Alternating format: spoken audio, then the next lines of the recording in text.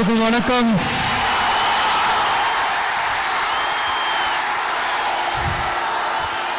நான் பேசுறது கேக்குதா?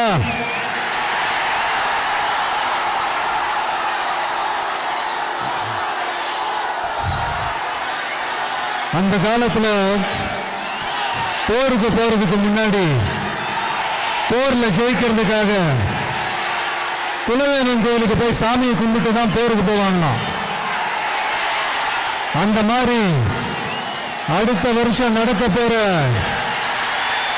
ஜனநாயக போருக்கு தயாராகிறதுக்கு முன்னாடி நம்ம மக்களை உங்க எல்லாரையும் பார்த்துட்டு போலான்னு வந்திருக்கிறேன்.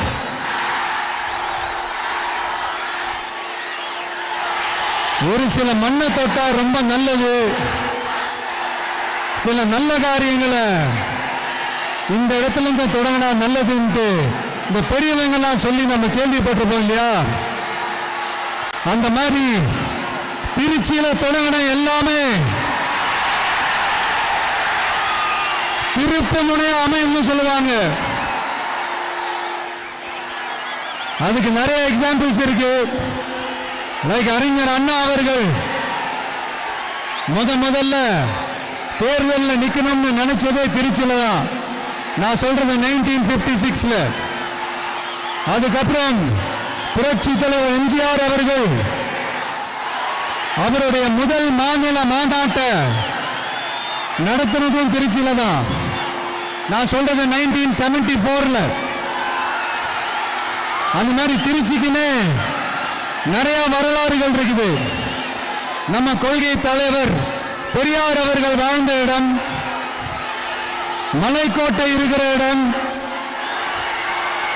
கல்விக்கு பேர் போன இடம், மதச்சார்பின்மைக்கும் மத நல்லிணக்கத்திற்கும் பெயர் பெற்ற இடம், கொள்கை உள்ள மண் இது.